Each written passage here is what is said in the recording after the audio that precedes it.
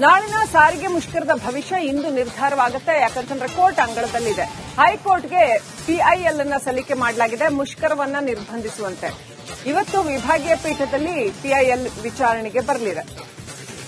ನ್ಯಾಯಮೂರ್ತಿ ಸೂರಜ್ ಗೋವಿಂದರಾಜು ಹಾಗೂ ನ್ಯಾಯಮೂರ್ತಿ ರಾಚಯ್ಯ ಅವರಿರ್ತಕ್ಕಂಥ ಪೀಠ ವೇದಾವತಿ ಶ್ರೀಧರ್ ಎಂಬುವರು ಪಿಐಎಲ್ ಅನ್ನ ಸಲ್ಲಿಕೆ ಮಾಡಿದ್ದಾರೆ. ವೇದಾವತಿ ಹಾಗೂ ಶ್ರೀಧರ್ ಅವರು. ಸಾರಿಗೆ ನೌಕರರ ಮುಷ್ಕರ ಏನಾಗತ್ತೆ ಅನ್ನುವಂಥದ್ದು ಕೋರ್ಟ್ನಲ್ಲಿ ಕೂಡ ಇದರ ನಿರ್ಧಾರ ಆಗೋದು ಬಾಕಿ ಇದೆ. ಹೈಕೋರ್ಟ್ಗೆ ಪಿಐಎಲ್ ಸಲ್ಲಿಸಲಾಗಿದೆ. ಜನಕ್ಕೆ ಸಾಕಷ್ಟು ದೊಡ್ಡ ಪ್ರಮಾಣದಲ್ಲಿ ತೊಂದರೆ ಆಗುತ್ತೆ. ನೋಡಿ, ಸಾರಿಗೆ ಸಿಬ್ಬಂದಿಗೆ ಸರ್ಕಾರ ಬರಬೇಕಾಗಿರ್ತಕ್ಕಂಥ ಅರಿಯರ್ಸ್ ಕೊಡ್ತಾ ಇಲ್ಲ ಅನ್ನೋ ಕಾರಣಕ್ಕೆ ಎಷ್ಟು ಸರಿ ಆಯ್ತು ಅದು ಮುಷ್ಕರ, ಎಷ್ಟು ಸರಿ ಜನ ಪರದಾಡಬೇಕು ಇದಕ್ಕೋಸ್ಕರ. ಕಳೆದ 2 ವರ್ಷಗಳಲ್ಲಿ ಸಾಕಷ್ಟು ಬಾರಿ ಮುಷ್ಕರ ಆಗಿದೆ, ಸಾರಿಗೆ ಮುಷ್ಕರ. ಸೊ ಇದನ್ನ ಎಷ್ಟು ಸರಿ ಸರ್ಕಾರ ಇದನ್ನ ಅಡ್ರೆಸ್ ಮಾಡಬೇಕು, ಮುಖಂಡರನ್ನ ಕೂರಿಸಿ ಅಡ್ರೆಸ್ ಮಾಡಬೇಕು, ಇಲ್ಲ ಸೂಕ್ತ ನಿಯಮಾವಳಿಗಳನ್ನ ಜಾರಿ ಮಾಡಬೇಕು. ಅದು ಬಿಟ್ಟು ಪದೇ ಪದೇ ಮುಷ್ಕರ ಅಂತಂದ್ರೆ ಜನರಿಗೂ ಕೂಡ ಬಹಳ ತೊಂದರೆ ಆಗುತ್ತೆ. ಜನರೇನ್ ತಪ್ಪು ಮಾಡಿದ್ದಾರೆ, ಜನರಿಗೆ ಯಾಕೆ ಶಿಕ್ಷೆ ಈ ವಿಚಾರದಲ್ಲಿ? ಇದು ಜನ ಕೇಳ್ತಾ ಇರುವಂತ ಪ್ರಶ್ನೆ. ಅದೇ ರೀತಿ ವೇದಾವತಿ ಶ್ರೀಧರ್ ಅನ್ನೋರು ಹೈಕೋರ್ಟ್ಗೆ ಪಿಐಎಲ್ ಸಲ್ಲಿಸಿದ್ದಾರೆ. ಇನ್ನಷ್ಟು ಅಪ್ಡೇಟ್ ಪಡ್ಕೊಳ್ಳೋಣ. ಸತ್ತಾರ್, ಪಿಐಎಲ್ ಏನಂತ ಸಲ್ಲಿಕೆ ಆಗಿದೆ ಹೈಕೋರ್ಟ್ಗೆ, ಇವತ್ತು ವಿಚಾರಣೆಗೆ ಬರಲಿದೆ. ಎಷ್ಟೊತ್ತಿಗೆ ವಿಚಾರಣೆಗೆ ಬರುತ್ತೆ, ಡೀಟೇಲ್ಸ್ ಏನಿದೆ? ಶ್ರೀಲಕ್ಷ್ಮಿ, ಇವತ್ತು ಬೆಳಗ್ಗೆ 11 ಗಂಟೆಗೆ ಈ ಒಂದು ಪಿಎಲ್ ವಿಚಾರಣೆಗೆ ಬರುತ್ತೆ. ಪ್ರಮುಖವಾಗಿ ಆ ಪಿಎಲ್ ನಲ್ಲಿ ಉಲ್ಲೇಖ ಮಾಡಿರೋದು ಒಂದು 1947ರ ಕಾಯ್ದೆ ಏನಿದೆ, ಅಂದ್ರೆ ಕೈಗಾರಿಕಾ ವಿವಾದ ಕಾಯ್ದೆ ಅಡಿ ಯಾವುದೇ ಒಂದು ಪ್ರಕರಣ ಅಥವಾ ಈ ರೀತಿಯಲ್ಲಿ ಪ್ರತಿಭಟನೆ ಮಾಡುವಂತಹ ವಿಚಾರ ಅದು ಸಂಧಾನದ ಹಂತದಲ್ಲಿರುವಾಗ ಯಾವುದೇ ಕಾರಣಕ್ಕೂ ಕೂಡ ಅದನ್ನು ಸಂಧಾನದ ಹಂತದಲ್ಲಿರುವಾಗ ಮುಷ್ಕರ ಹೂಡುವಂತಿಲ್ಲ ಅನ್ನೋದು 1947ರ ಕೈಗಾರಿಕಾ ವಿವಾದ ಕಾಯ್ದೆ. ಇದೇ ಕಾಯ್ದೆಯನ್ನು ಉಲ್ಲೇಖ ಮಾಡಿ ಪಿಎಲ್ ಅರ್ಜಿ ಸಲ್ಲಿಕೆ ಮಾಡಿದ್ದಾರೆ. ಈ ಒಂದು ಮುಷ್ಕರದ ವಿಚಾರ ಒಂದು ಕಡೆಯಲ್ಲಿ ಸಂಧಾನದ ಹಂತದಲ್ಲಿದೆ, ಮತ್ತೊಂದು ಕಡೆಯಲ್ಲಿ ಈಗ ಎಸ್ಮಾ ಕೂಡ ಜಾರಿಯಲ್ಲಿದೆ. ಎಸ್ಮಾ ಜಾರಿಯಲ್ಲಿದ್ದಂತಹ ಸಂದರ್ಭದಲ್ಲಿ ಈ ರೀತಿಯಲ್ಲಿ ಸಂಘಟಕರು ಏನಾದರೂ ಮುಷ್ಕರ ಹೂಡಿದಂತಹ ಸಂದರ್ಭದಲ್ಲಿ ಅದರ ಎಫೆಕ್ಟ್ ಏನಿದೆ ನೇರವಾಗಿ ನೌಕರರ ಮೇಲೆ ಬೀಳುತ್ತೆ. ಈ ಹಿಂದೆ ಸರಿಸುಮಾರು 2,500 ಬಿಎಂಟಿಸಿ ನೌಕರರೇ ಸಸ್ಪೆಂಡ್ ಆಗಿದೆ. ಸರಿಸುಮಾರು 1,500 ನೌಕರರು ಕೆಲಸವನ್ನೇ ಕಳ್ಕೊಂಡಿದ್ರು. ಈ ಎಲ್ಲ ವಿಚಾರವನ್ನು ಉಲ್ಲೇಖ ಮಾಡಿ ಇವತ್ತು ನಿನ್ನೆ ಪಿಎಲ್ ಸಲ್ಲಿಕೆ ಮಾಡಿದರೆ ಇವತ್ತು ಅದು ವಿಚಾರಣೆಗೆ ಬರುತ್ತೆ. ಇನ್ನು ಕಳೆದ ಬಾರಿ ಇದೇ ರೀತಿ ಮುಷ್ಕರ ಹೂಡಿದಂತಹ ಸಂದರ್ಭದಲ್ಲಿ ಕೂಡ ಪಿಎಲ್ ಸಲ್ಲಿಕೆ ಆಗಿತ್ತು. ಆ ಒಂದು ಸಂದರ್ಭದಲ್ಲಿ ಹೈಕೋರ್ಟ್ ಸ್ಪಷ್ಟವಾಗಿರುವಂತಹ ಒಂದು ವಿಚಾರವನ್ನು ಉಲ್ಲೇಖ ಮಾಡಿತ್ತು.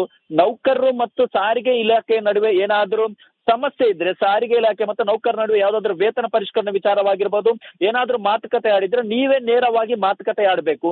ಯಾವುದೇ ಕಾರಣಕ್ಕೂ ಕೂಡ ಇದರಿಂದ ಜನಸಾಮಾನ್ಯರಿಗೆ ತೊಂದರೆ ಆಗಬಾರ್ದು ಅನ್ನೋ ಸ್ಪಷ್ಟವಾಗಿರುವಂತಹ ವಿಚಾರವನ್ನು ಕಳೆದ ಬಾರಿ ಕೂಡ ಆದೇಶವನ್ನು ಮಾಡಿತ್ತು. ಅದೇ ವಿಚಾರವಾಗಿ ಕಳೆದ ಬಾರಿ ಮುಷ್ಕರ ಹೂಡಿದಂತಹ ಸಂದರ್ಭದಲ್ಲಿಯೂ ಕೂಡ ಇದೇ ವಿಚಾರ ತದನಂತರದಲ್ಲಿ ಮುಷ್ಕರ ವಾಪಸ್ ಕೂಡ ತೆಗೆದುಕೊಂಡಿದ್ರು. ಇವತ್ತು 11 ಗಂಟೆಗೆ ಮತ್ತೆ ವಿಚಾರ ಇವತ್ತು ಈ ಒಂದು ನಿನ್ನೆ ಸಲ್ಲಿಕೆ ಮಾಡಿರುವಂತಹ ಪಿಎಲ್ ಅರ್ಜಿ ವಿಚಾರಣೆ ಇವತ್ತು ಬೆಳಗ್ಗೆ 11 ಗಂಟೆಗೆ ನಡೆಯುತ್ತೆ.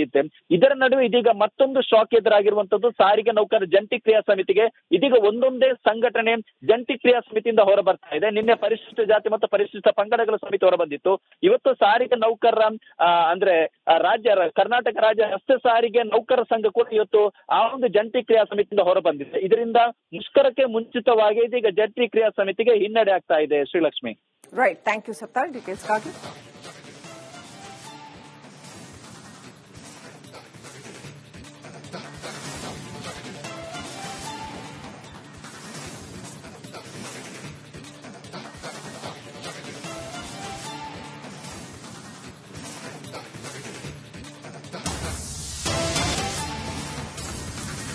ನಾಳಿನ ಸಾರಿಗೆ ಮುಷ್ಕರದ ಭವಿಷ್ಯ ಇಂದು ನಿರ್ಧಾರವಾಗುತ್ತೆ. ಯಾಕಂತಂದ್ರೆ ಕೋರ್ಟ್ ಅಂಗಳದಲ್ಲಿದೆ. ಹೈಕೋರ್ಟ್ಗೆ ಪಿಐಎಲ್ ಅನ್ನ ಸಲ್ಲಿಕೆ ಮಾಡಲಾಗಿದೆ ಮುಷ್ಕರವನ್ನ ನಿರ್ಬಂಧಿಸುವಂತೆ. ಇವತ್ತು ವಿಭಾಗೀಯ ಪೀಠದಲ್ಲಿ ಪಿಐಎಲ್ ವಿಚಾರಣೆಗೆ ಬರಲಿದೆ. ನ್ಯಾಯಮೂರ್ತಿ ಸೂರಜ್ ಗೋವಿಂದರಾಜು ಹಾಗೂ ನ್ಯಾಯಮೂರ್ತಿ ರಾಚಯ್ಯ ಅವರಿರ್ತಕ್ಕಂಥ ಪೀಠ ವೇದಾವತಿ ಶ್ರೀಧರ್ ಎಂಬುವರು ಪಿಐಎಲ್ ಅನ್ನ ಸಲ್ಲಿಕೆ ಮಾಡಿದ್ದಾರೆ. ವೇದಾವತಿ ಹಾಗೂ ಶ್ರೀಧರ್ ಅವರು. ಸಾರಿಗೆ ನೌಕರರ ಮುಷ್ಕರ ಏನಾಗತ್ತೆ ಅನ್ನುವಂಥದ್ದು ಕೋರ್ಟ್ನಲ್ಲಿ ಕೂಡ ಇದರ ನಿರ್ಧಾರ ಆಗೋದು ಬಾಕಿ ಇದೆ. ಹೈಕೋರ್ಟ್ಗೆ ಪಿಐಎಲ್ ಸಲ್ಲಿಸಲಾಗಿದೆ. ಜನಕ್ಕೆ ಸಾಕಷ್ಟು ದೊಡ್ಡ ಪ್ರಮಾಣದಲ್ಲಿ ತೊಂದರೆ ಆಗುತ್ತೆ. ನೋಡಿ, ಸಾರಿಗೆ ಸಿಬ್ಬಂದಿಗೆ ಸರ್ಕಾರ ಬರಬೇಕಾಗಿರ್ತಕ್ಕಂಥ ಅರಿಯರ್ಸ್ ಕೊಡ್ತಾ ಇಲ್ಲ ಅನ್ನೋ ಕಾರಣಕ್ಕೆ ಎಷ್ಟು ಸರಿ ಆಯ್ತು ಅದು ಮುಷ್ಕರ, ಎಷ್ಟು ಸರಿ ಜನ ಪರದಾಡಬೇಕು ಇದಕ್ಕೋಸ್ಕರ. ಕಳೆದ 2 ವರ್ಷಗಳಲ್ಲಿ ಸಾಕಷ್ಟು ಬಾರಿ ಮುಷ್ಕರ ಆಗಿದೆ, ಸಾರಿಗೆ ಮುಷ್ಕರ. ಸೊ ಇದನ್ನ ಎಷ್ಟು ಸರಿ ಸರ್ಕಾರ ಇದನ್ನ ಅಡ್ರೆಸ್ ಮಾಡಬೇಕು, ಮುಖಂಡರನ್ನ ಕೂರಿಸಿ ಅಡ್ರೆಸ್ ಮಾಡಬೇಕು, ಇಲ್ಲ ಸೂಕ್ತ ನಿಯಮಾವಳಿಗಳನ್ನ ಜಾರಿ ಮಾಡಬೇಕು. ಅದು ಬಿಟ್ಟು ಪದೇ ಪದೇ ಪದೇ ಪದೇ ಮುಷ್ಕರ ಅಂತಂದ್ರೆ ಜನರಿಗೂ ಕೂಡ ಬಹಳ ತೊಂದರೆ ಆಗುತ್ತೆ. ಜನರೇನ್ ತಪ್ಪು ಮಾಡಿದ್ದಾರೆ, ಜನರಿಗೆ ಯಾಕೆ ಶಿಕ್ಷೆ ಈ ವಿಚಾರದಲ್ಲಿ? ಇದು ಜನ ಕೇಳ್ತಾ ಇರುವಂತ ಪ್ರಶ್ನೆ. ಅದೇ ರೀತಿ ವೇದಾವತಿ ಶ್ರೀಧರ್ ಅನ್ನೋರು ಹೈಕೋರ್ಟ್ಗೆ ಪಿಐಎಲ್ ಸಲ್ಲಿಸಿದ್ದಾರೆ. ಇನ್ನಷ್ಟು ಅಪ್ಡೇಟ್ ಪಡ್ಕೊಳ್ಳೋಣ. ಸತ್ತಾರ್, ಪಿಐಎಲ್ ಏನಂತ ಸಲ್ಲಿಕೆ ಆಗಿದೆ ಹೈಕೋರ್ಟ್ಗೆ? ಇವತ್ತು ವಿಚಾರಣೆಗೆ ಬರಲಿದೆ. ಎಷ್ಟೊತ್ತಿಗೆ ವಿಚಾರಣೆಗೆ ಬರುತ್ತೆ? ಡೀಟೇಲ್ಸ್ ಏನಿದೆ? ಶ್ರೀಲಕ್ಷ್ಮಿ, ಇವತ್ತು ಬೆಳಗ್ಗೆ 11 ಗಂಟೆಗೆ ಈ ಒಂದು ಪಿಎಲ್ ವಿಚಾರಣೆಗೆ ಬರುತ್ತೆ. ಪ್ರಮುಖವಾಗಿ ಆ ಪಿಎಲ್ ನಲ್ಲಿ ಉಲ್ಲೇಖ ಮಾಡಿರೋದು ಒಂದು 1947 ಕಾಯ್ದೆ ಏನಿದೆ, ಅಂದ್ರೆ ಕೈಗಾರಿಕಾ ವಿವಾದ ಕಾಯ್ದೆ ಅಡಿ ಯಾವುದೇ ಒಂದು ಪ್ರಕರಣ ಅಥವಾ ಈ ರೀತಿಯಲ್ಲಿ ಪ್ರತಿಭಟನೆ ಮಾಡುವಂತಹ ವಿಚಾರ ಅದು ಸಂಧಾನದ ಹಂತದಲ್ಲಿರುವಾಗ ಯಾವುದೇ ಕಾರಣಕ್ಕೂ ಕೂಡ ಅದನ್ನು ಸಂಧಾನದ ಹಂತದಲ್ಲಿರುವಾಗ ಮುಷ್ಕರ ಹೂಡುವಂತಿಲ್ಲ ಅನ್ನೋದು 1947 ಕೈಗಾರಿಕಾ ವಿವಾದ ಕಾಯ್ದೆ. ಇದೇ ಕಾಯ್ದೆಯನ್ನು ಉಲ್ಲೇಖ ಮಾಡಿ ಪಿಎಲ್ ಅರ್ಜಿ ಸಲ್ಲಿಕೆ ಮಾಡಿದ್ದಾರೆ. ಈ ಒಂದು ಮುಷ್ಕರದ ವಿಚಾರ ಒಂದು ಕಡೆಯಲ್ಲಿ ಸಂಧಾನದ ಹಂತದಲ್ಲಿದೆ, ಮತ್ತೊಂದು ಕಡೆಯಲ್ಲಿ ಈಗ ಎಸ್ಮಾ ಕೂಡ ಜಾರಿಯಲ್ಲಿದೆ. ಎಸ್ಮಾ ಜಾರಿಯಲ್ಲಿದ್ದಂತಹ ಸಂದರ್ಭದಲ್ಲಿ ಈ ರೀತಿಯಲ್ಲಿ ಸಂಘಟಕರು ಏನಾದರೂ ಮುಷ್ಕರ ಹೂಡಿದಂತಹ ಸಂದರ್ಭದಲ್ಲಿ ಅದರ ಎಫೆಕ್ಟ್ ಏನಿದೆ ನೇರವಾಗಿ ನೌಕರರ ಮೇಲೆ ಬೀಳುತ್ತೆ. ಈ ಹಿಂದೆ ಸರಿಸುಮಾರು 2,500 ಬಿಎಂಟಿಸಿ ನೌಕರರೇ ಸಸ್ಪೆಂಡ್ ಆಗಿದೆ. ಸರಿಸುಮಾರು 1,500 ನೌಕರರು ಕೆಲಸವನ್ನೇ ಕಳ್ಕೊಂಡಿದ್ರು. ಈ ಎಲ್ಲ ವಿಚಾರವನ್ನು ಉಲ್ಲೇಖ ಮಾಡಿ ಇವತ್ತು ನಿನ್ನೆ ಪಿಎಲ್ ಸಲ್ಲಿಕೆ ಮಾಡಿದರೆ ಇವತ್ತು ಅದು ವಿಚಾರಣೆಗೆ ಬರುತ್ತೆ. ಇನ್ನು ಕಳೆದ ಬಾರಿ ಇದೇ ರೀತಿ ಮುಷ್ಕರ ಹೂಡಿದಂತಹ ಸಂದರ್ಭದಲ್ಲಿ ಕೂಡ ಪಿಎಲ್ ಸಲ್ಲಿಕೆ ಆಗಿತ್ತು. ಆ ಒಂದು ಸಂದರ್ಭದಲ್ಲಿ ಹೈಕೋರ್ಟ್ ಸ್ಪಷ್ಟವಾಗಿರುವಂತಹ ಒಂದು ವಿಚಾರವನ್ನು ಉಲ್ಲೇಖ ಮಾಡಿತ್ತು. ನೌಕರರು ಮತ್ತು ಸಾರಿಗೆ ಇಲಾಖೆ ನಡುವೆ ಏನಾದರೂ ಸಮಸ್ಯೆ ಇದ್ರೆ ಸಾರಿಗೆ ಇಲಾಖೆ ಮತ್ತು ನೌಕರ ನಡುವೆ ಯಾವ್ದಾದ್ರು ವೇತನ ಪರಿಷ್ಕರಣೆ ವಿಚಾರವಾಗಿರ್ಬೋದು, ಏನಾದ್ರೂ ಮಾತುಕತೆ ಆಡಿದ್ರೆ ನೀವೇ ನೇರವಾಗಿ ಮಾತುಕತೆ ಆಡಬೇಕು. ಯಾವುದೇ ಕಾರಣಕ್ಕೂ ಕೂಡ ಇದರಿಂದ ಜನಸಾಮಾನ್ಯರಿಗೆ ತೊಂದರೆ ಆಗ್ಬಾರ್ದು ಅನ್ನೋ ಸ್ಪಷ್ಟವಾಗಿರುವಂತಹ ವಿಚಾರವನ್ನು ಕಳೆದ ಬಾರಿ ಕೂಡ ಆದೇಶವನ್ನು ಮಾಡಿತ್ತು. ಅದೇ ವಿಚಾರವಾಗಿ ಕಳೆದ ಬಾರಿ ಮುಷ್ಕರ ಹೂಡಿದಂತಹ ಸಂದರ್ಭದಲ್ಲಿಯೂ ಕೂಡ ಇದೇ ವಿಚಾರ ತದನಂತರದಲ್ಲಿ ಮುಷ್ಕರ ವಾಪಸ್ ಕೂಡ ತೆಗೆದುಕೊಂಡಿದ್ರು. ಇವತ್ತು 11 ಗಂಟೆಗೆ ಮತ್ತೆ ವಿಚಾರ ಇವತ್ತು ಈ ಒಂದು ನಿನ್ನೆ ಸಲ್ಲಿಕೆ ಮಾಡಿರುವಂತಹ ಪಿಎಲ್ ಅರ್ಜಿ ವಿಚಾರಣೆ ಇವತ್ತು ಬೆಳಗ್ಗೆ 11 ಗಂಟೆಗೆ ನಡೆಯುತ್ತೆ. ಇದರ ನಡುವೆ ಇದೀಗ ಮತ್ತೊಂದು ಶಾಕ್ ಎದುರಾಗಿರುವಂತದ್ದು ಸಾರಿಗೆ ನೌಕರರ ಜಂಟಿ ಕ್ರಿಯಾ ಸಮಿತಿಗೆ ಇದೀಗ ಒಂದೊಂದೇ ಸಂಘಟನೆ ಜಂಟಿ ಕ್ರಿಯಾ ಸಮಿತಿಯಿಂದ ಹೊರ ಬರ್ತಾ ಇದೆ. ನಿನ್ನೆ ಪರಿಶಿಷ್ಟ ಜಾತಿ ಮತ್ತು ಪರಿಶಿಷ್ಟ ಪಂಗಡಗಳ ಸಮಿತಿ ಹೊರಬಂದಿತ್ತು. ಇವತ್ತು ಸಾರಿಗೆ ನೌಕರರ ಅಂದ್ರೆ ಕರ್ನಾಟಕ ರಾಜ್ಯ ರಸ್ತೆ ಸಾರಿಗೆ ನೌಕರರ ಸಂಘ ಕೂಡ ಇವತ್ತು ಆ ಒಂದು ಜಂಟಿ ಕ್ರಿಯಾ ಸಮಿತಿಯಿಂದ ಹೊರಬಂದಿದೆ. ಇದರಿಂದ ಮುಷ್ಕರಕ್ಕೆ ಮುಂಚಿತವಾಗಿ ಇದೀಗ ಜಂಟಿ ಕ್ರಿಯಾ ಸಮಿತಿಗೆ ಹಿನ್ನಡೆ ಆಗ್ತಾ ಇದೆ. Srilakshmi, right, thank you Sattar ಡೀಟೇಲ್ಸ್ಗಾಗಿ.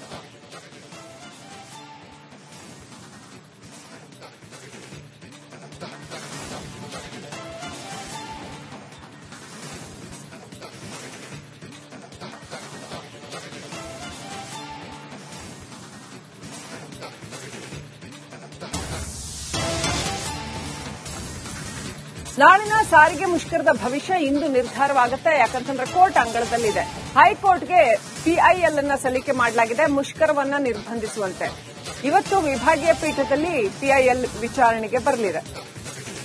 ನ್ಯಾಯಮೂರ್ತಿ ಸೂರಜ್ ಗೋವಿಂದರಾಜು ಹಾಗೂ ನ್ಯಾಯಮೂರ್ತಿ ರಾಚಯ್ಯ ಅವರಿರ್ತಕ್ಕಂಥ ಪೀಠ ವೇದಾವತಿ ಶ್ರೀಧರ್ ಎಂಬುವರು ಪಿಐಎಲ್ ಅನ್ನ ಸಲ್ಲಿಕೆ ಮಾಡಿದ್ದಾರೆ. ವೇದಾವತಿ ಹಾಗೂ ಶ್ರೀಧರ್ ಅವರು. ಸಾರಿಗೆ ನೌಕರರ ಮುಷ್ಕರ ಏನಾಗತ್ತೆ ಅನ್ನುವಂಥದ್ದು ಕೋರ್ಟ್ನಲ್ಲಿ ಕೂಡ ಇದರ ನಿರ್ಧಾರ ಆಗೋದು ಬಾಕಿ ಇದೆ. ಹೈಕೋರ್ಟ್ಗೆ ಪಿಐಎಲ್ ಸಲ್ಲಿಸಲಾಗಿದೆ. ಜನಕ್ಕೆ ಸಾಕಷ್ಟು ದೊಡ್ಡ ಪ್ರಮಾಣದಲ್ಲಿ ತೊಂದರೆ ಆಗುತ್ತೆ. ನೋಡಿ, ಸಾರಿಗೆ ಸಿಬ್ಬಂದಿಗೆ ಸರ್ಕಾರ ಬರಬೇಕಾಗಿರ್ತಕ್ಕಂಥ ಅರಿಯರ್ಸ್ ಕೊಡ್ತಾ ಇಲ್ಲ ಅನ್ನೋ ಕಾರಣಕ್ಕೆ ಎಷ್ಟು ಸರಿ ಆಯ್ತು ಅದು ಮುಷ್ಕರ? ಎಷ್ಟು ಸರಿ ಜನ ಪರದಾಡಬೇಕು ಇದಕ್ಕೋಸ್ಕರ? ಕಳೆದ 2 ವರ್ಷಗಳಲ್ಲಿ ಸಾಕಷ್ಟು ಬಾರಿ ಮುಷ್ಕರ ಆಗಿದೆ, ಸಾರಿಗೆ ಮುಷ್ಕರ. ಸೊ ಇದನ್ನ ಎಷ್ಟು ಸರಿ ಸರ್ಕಾರ ಇದನ್ನ ಅಡ್ರೆಸ್ ಮಾಡಬೇಕು, ಮುಖಂಡರನ್ನ ಕೂರಿಸಿ ಅಡ್ರೆಸ್ ಮಾಡಬೇಕು, ಇಲ್ಲ ಸೂಕ್ತ ನಿಯಮಾವಳಿಗಳನ್ನ ಜಾರಿ ಮಾಡಬೇಕು. ಅದು ಬಿಟ್ಟು ಪದೇ ಪದೇ ಪದೇ ಪದೇ ಮುಷ್ಕರ ಅಂತಂದ್ರೆ ಜನರಿಗೂ ಕೂಡ ಬಹಳ ತೊಂದರೆ ಆಗುತ್ತೆ. ಜನರೇನ್ ತಪ್ಪು ಮಾಡಿದ್ದಾರೆ, ಜನರಿಗೆ ಯಾಕೆ ಶಿಕ್ಷೆ ಈ ವಿಚಾರದಲ್ಲಿ? ಇದು ಜನ ಕೇಳ್ತಾ ಇರುವಂತ ಪ್ರಶ್ನೆ. ಅದೇ ರೀತಿ ವೇದಾವತಿ ಶ್ರೀಧರ್ ಅನ್ನೋರು ಹೈಕೋರ್ಟ್ಗೆ ಪಿಐಎಲ್ ಸಲ್ಲಿಸಿದ್ದಾರೆ. ಇನ್ನಷ್ಟು ಅಪ್ಡೇಟ್ ಪಡ್ಕೊಳ್ಳೋಣ. ಸತ್ತಾರ್, ಪಿಐಎಲ್ ಏನಂತ ಸಲ್ಲಿಕೆ ಆಗಿದೆ ಹೈಕೋರ್ಟ್ಗೆ? ಇವತ್ತು ವಿಚಾರಣೆಗೆ ಬರಲಿದೆ. ಎಷ್ಟೊತ್ತಿಗೆ ವಿಚಾರಣೆಗೆ ಬರುತ್ತೆ? ಡೀಟೇಲ್ಸ್ ಏನಿದೆ? ಶ್ರೀಲಕ್ಷ್ಮಿ, ಇವತ್ತು ಬೆಳಗ್ಗೆ 11 ಗಂಟೆಗೆ ಈ ಒಂದು ಪಿಎಲ್ ವಿಚಾರಣೆಗೆ ಬರುತ್ತೆ. ಪ್ರಮುಖವಾಗಿ ಆ ಪಿಎಲ್ ನಲ್ಲಿ ಉಲ್ಲೇಖ ಮಾಡಿರೋದು ಒಂದು 1947 ಕಾಯ್ದೆ ಏನಿದೆ, ಅಂದ್ರೆ ಕೈಗಾರಿಕಾ ವಿವಾದ ಕಾಯ್ದೆ ಅಡಿ ಯಾವುದೇ ಒಂದು ಪ್ರಕರಣ ಅಥವಾ ಈ ರೀತಿಯಲ್ಲಿ ಪ್ರತಿಭಟನೆ ಮಾಡುವಂತಹ ವಿಚಾರ ಅದು ಸಂಧಾನದ ಹಂತದಲ್ಲಿರುವಾಗ ಯಾವುದೇ ಕಾರಣಕ್ಕೂ ಕೂಡ ಅದನ್ನು ಸಂಧಾನದ ಹಂತದಲ್ಲಿರುವಾಗ ಮುಷ್ಕರ ಹೂಡುವಂತಿಲ್ಲ ಅನ್ನೋದು 1947ರ ಕೈಗಾರಿಕಾ ವಿವಾದ ಕಾಯ್ದೆ. ಇದೇ ಕಾಯ್ದೆಯನ್ನು ಉಲ್ಲೇಖ ಮಾಡಿ PL ಅರ್ಜಿ ಸಲ್ಲಿಕೆ ಮಾಡಿದ್ದಾರೆ. ಈ ಒಂದು ಮುಷ್ಕರದ ವಿಚಾರ ಒಂದು ಕಡೆಯಲ್ಲಿ ಸಂಧಾನದ ಹಂತದಲ್ಲಿದೆ, ಮತ್ತೊಂದು ಕಡೆಯಲ್ಲಿ ಈಗ ಎಸ್ಮಾ ಕೂಡ ಜಾರಿಯಲ್ಲಿದೆ. ಎಸ್ಮಾ ಜಾರಿಯಲ್ಲಿದ್ದಂತಹ ಸಂದರ್ಭದಲ್ಲಿ ಈ ರೀತಿಯಲ್ಲಿ ಸಂಘಟಕರು ಏನಾದರೂ ಮುಷ್ಕರ ಹೂಡಿದಂತಹ ಸಂದರ್ಭದಲ್ಲಿ ಅದರ ಎಫೆಕ್ಟ್ ಏನಿದೆ ನೇರವಾಗಿ ನೌಕರರ ಮೇಲೆ ಬೀಳುತ್ತೆ. ಈ ಹಿಂದೆ ಸರಿಸುಮಾರು 2,500 BMTC ನೌಕರರೇ ಸಸ್ಪೆಂಡ್ ಆಗಿದೆ. ಸರಿಸುಮಾರು 1,500 ನೌಕರರು ಕೆಲಸವನ್ನೇ ಕಳ್ಕೊಂಡಿದ್ರು. ಈ ಎಲ್ಲ ವಿಚಾರವನ್ನು ಉಲ್ಲೇಖ ಮಾಡಿ ಇವತ್ತು ನಿನ್ನೆ PL ಸಲ್ಲಿಕೆ ಮಾಡಿದರೆ ಇವತ್ತು ಅದು ವಿಚಾರಣೆಗೆ ಬರುತ್ತೆ. ಇನ್ನು ಕಳೆದ ಬಾರಿ ಇದೇ ರೀತಿ ಮುಷ್ಕರ ಹೂಡಿದಂತಹ ಸಂದರ್ಭದಲ್ಲಿ ಕೂಡ PL ಸಲ್ಲಿಕೆ ಆಗಿತ್ತು. ಆ ಒಂದು ಸಂದರ್ಭದಲ್ಲಿ ಹೈಕೋರ್ಟ್ ಸ್ಪಷ್ಟವಾಗಿರುವಂತಹ ಒಂದು ವಿಚಾರವನ್ನು ಉಲ್ಲೇಖ ಮಾಡಿತ್ತು. ನೌಕರರು ಮತ್ತು ಸಾರಿಗೆ ಇಲಾಖೆ ನಡುವೆ ಏನಾದರೂ ಸಮಸ್ಯೆ ಇದ್ರೆ ಸಾರಿಗೆ ಇಲಾಖೆ ಮತ್ತು ನೌಕರರ ನಡುವೆ ಯಾವ್ದಾದ್ರು ವೇತನ ಪರಿಷ್ಕರಣೆ ವಿಚಾರವಾಗಿರ್ಬೋದು, ಏನಾದ್ರೂ ಮಾತುಕತೆ ಆಡಿದ್ರೆ ನೀವೇ ನೇರವಾಗಿ ಮಾತುಕತೆ ಆಡಬೇಕು. ಯಾವುದೇ ಕಾರಣಕ್ಕೂ ಕೂಡ ಇದರಿಂದ ಜನಸಾಮಾನ್ಯರಿಗೆ ತೊಂದರೆ ಆಗ್ಬಾರ್ದು ಅನ್ನೋ ಸ್ಪಷ್ಟವಾಗಿರುವಂತಹ ವಿಚಾರವನ್ನು ಕಳೆದ ಬಾರಿ ಕೂಡ ಆದೇಶವನ್ನು ಮಾಡಿತ್ತು. ಅದೇ ವಿಚಾರವಾಗಿ ಕಳೆದ ಬಾರಿ ಮುಷ್ಕರ ಹೂಡಿದಂತಹ ಸಂದರ್ಭದಲ್ಲಿಯೂ ಕೂಡ ಇದೇ ವಿಚಾರ ತದನಂತರದಲ್ಲಿ ಮುಷ್ಕರ ವಾಪಸ್ ಕೂಡ ತೆಗೆದುಕೊಂಡಿದ್ರು. ಇವತ್ತು 11 ಗಂಟೆಗೆ ಮತ್ತೆ ವಿಚಾರ ಇವತ್ತು ಈ ಒಂದು ನಿನ್ನೆ ಸಲ್ಲಿಕೆ ಮಾಡಿರುವಂತಹ PL ಅರ್ಜಿ ವಿಚಾರಣೆ ಇವತ್ತು ಬೆಳಗ್ಗೆ 11 ಗಂಟೆಗೆ ನಡೆಯುತ್ತೆ. ಇದರ ನಡುವೆ ಇದೀಗ ಮತ್ತೊಂದು ಶಾಕ್ ಎದುರಾಗಿರುವಂತದ್ದು ಸಾರಿಗೆ ನೌಕರರ ಜಂಟಿ ಕ್ರಿಯಾ ಸಮಿತಿಗೆ. ಇದೀಗ ಒಂದೊಂದೇ ಸಂಘಟನೆ ಜಂಟಿ ಕ್ರಿಯಾ ಸಮಿತಿಯಿಂದ ಹೊರ ಬರ್ತಾ ಇದೆ. ನಿನ್ನೆ ಪರಿಶಿಷ್ಟ ಜಾತಿ ಮತ್ತು ಪರಿಶಿಷ್ಟ ಪಂಗಡಗಳ ಸಮಿತಿ ಹೊರ ಬಂದಿತ್ತು. ಇವತ್ತು ಸಾರಿಗೆ ನೌಕರರ ಅಂದ್ರೆ ಕರ್ನಾಟಕ ರಾಜ್ಯ ರಸ್ತೆ ಸಾರಿಗೆ ನೌಕರರ ಸಂಘ ಕೂಡ ಇವತ್ತು ಆ ಒಂದು ಜಂಟಿ ಕ್ರಿಯಾ ಸಮಿತಿಯಿಂದ ಹೊರ ಬಂದಿದೆ. ಇದರಿಂದ ಮುಷ್ಕರಕ್ಕೆ ಮುಂಚಿತವಾಗಿ ಇದೀಗ ಜಂಟಿ ಕ್ರಿಯಾ ಸಮಿತಿಗೆ ಹಿನ್ನಡೆ ಆಗ್ತಾ ಇದೆ. Srilakshmi. Right, thank you Sattar ಡೀಟೇಲ್ಸ್ಗಾಗಿ.